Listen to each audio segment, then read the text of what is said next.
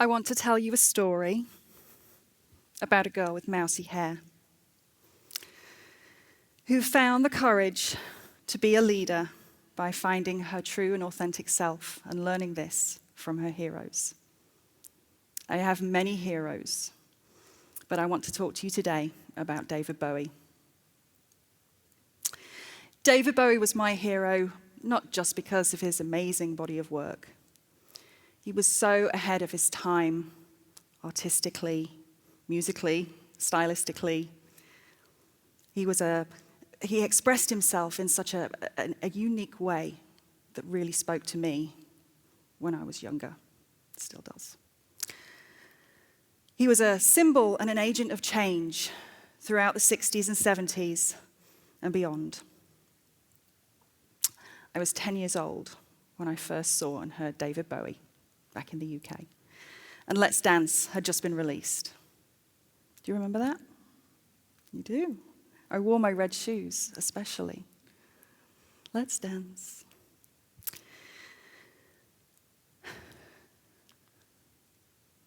When I was 17, I discovered David Bowie's back catalogue, 70s Bowie, and my world opened up. This wasn't just about musical styles and references that I wasn't familiar with. Bowie presented a different way of looking, being, thinking. He had a completely different view of the world, and that appealed to me and resonated with me.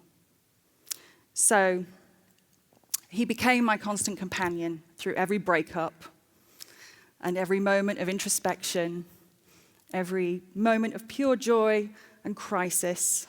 There was a song that he created just for me. He was my hero. January 10th, 2016 was a very bad day in the Hare household. For me and millions across the planet and in the stars beyond, there was never going to be another Bowie. I still miss him. There's a vacuum now of potential creativity. I loved the alien I never met. Bowie, the boy from Brixton with the odd eyes. The spaceman with the gravel-tone voice who fell to earth. The artist, collaborator, businessman. Remember Bowie Bonds? Remember Bowie Net? It didn't matter what he looked like. He was the same Bowie underneath, the man behind the curtain, the true creator. So every shape, every shift that he did in terms of his image, Goblin King, Aladdin Sane, Ziggy Stardust, fundamentally he was the same. David Bowie was an explorer, an adventurer, an innovator. David Bowie was a teller of stories. But I'm not here to tell you, a bit too late, but I'm not here to tell you why I'm a David Bowie fan. I'm here to talk about heroes and why it's so important to look to our heroes to help us become more authentic versions of ourselves, because that can help us in all types of situations in our lives.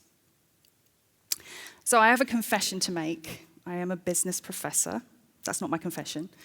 I'm a business professor, but my confession is that there's something about business that I find really unappealing. There's a corporateness to it that really kind of bothers me. I don't want you to tell anyone because my boss might be out back, so please don't tell anyone. So I came to this career in a roundabout way, but honestly, I have the credentials and I have the training to do the job that I do.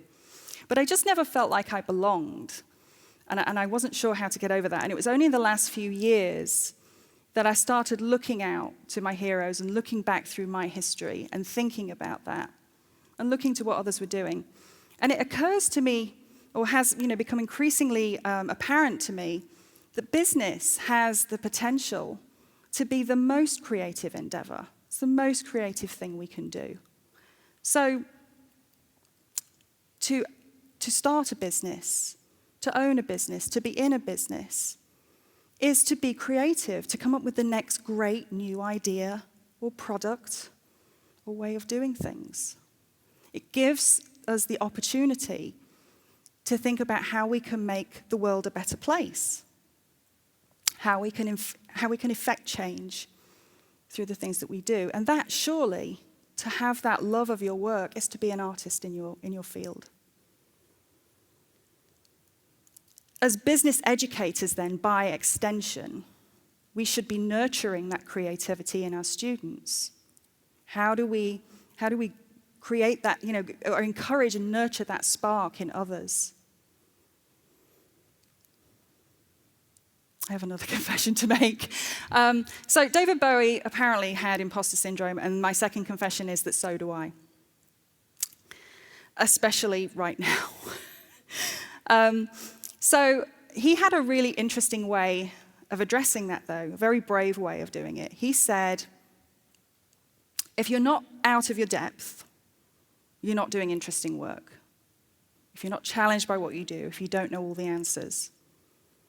So I recently took on a new leadership role, and I've never been more acutely aware of how out of my depth I feel pretty much every single day.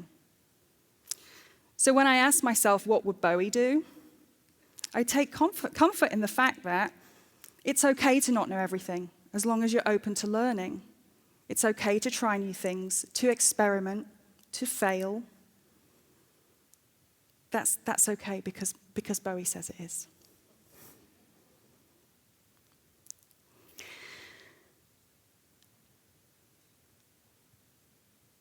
When Bowie was promoting Heroes in the 1970s, he said that tomorrow belongs to those who can hear it coming. Do you hear that? Me neither. But Bowie operated on higher frequencies. In 1999, he gave an interview with the BBC about, among other things, a brand new toy that the world had recently discovered. It was called the Internet. David Bowie, in 1999, said that the Internet would change the world. Really?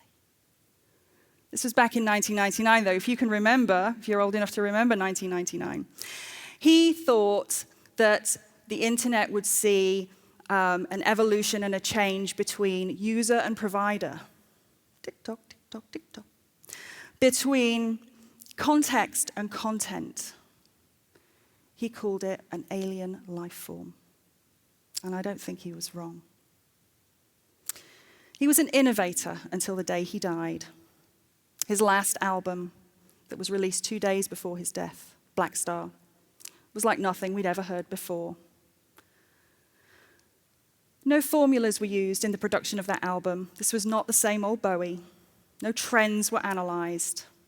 This was about Bowie wanting to create the best and newest sound he could by working with the best musicians, jazz musicians. He was in his flow, doing his thing, being his most authentic and creative self. There was no fear of failure. There was no fear of rejection by the industry or by fans. This was Bowie being authentic, and the results speak for themselves.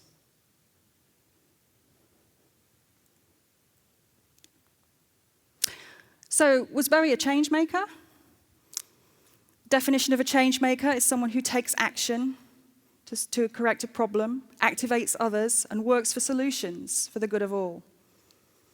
In 1964, Davy Jones, then Davy Jones, a 17-year-old boy who had just created a society for the prevention of cruelty to men with long hair. This was in 1964. It's a very cheesy TV interview. You'll find it on YouTube. If you're midnight YouTube browsing like I do sometimes, you'll find it. I recommend you look at it. It's very funny.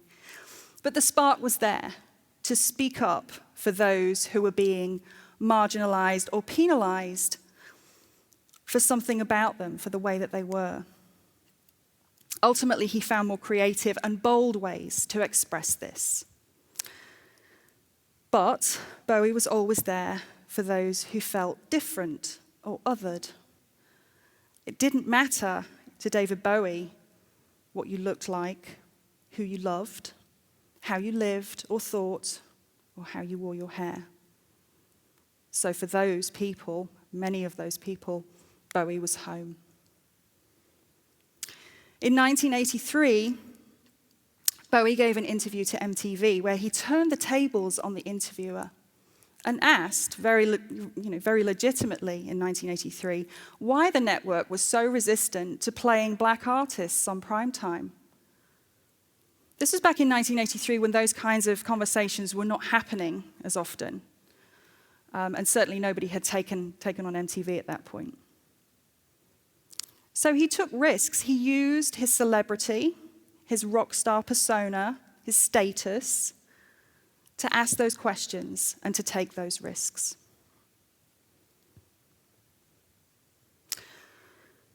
So I wanted to tell you this story because I wanted to show you how looking to my hero has helped me in my life's work. But then I turn it to you. What about you? Who are your heroes? Who do you look to remind you of who you are and how far you've come? As we navigate this journey, as we make our way through the world, we look to our North Stars. We need those North Stars to keep us focused on what matters. And so as I leave this stage, in just a second, and you're hopefully humming your favorite Bowie song in your head, or if you've never heard of David Bowie because you're too young, and so you're Googling, who the heck was David Bowie? I want you to think about your heroes. Who matters to you? And who will help you become a more authentic version of yourself in everything that you do?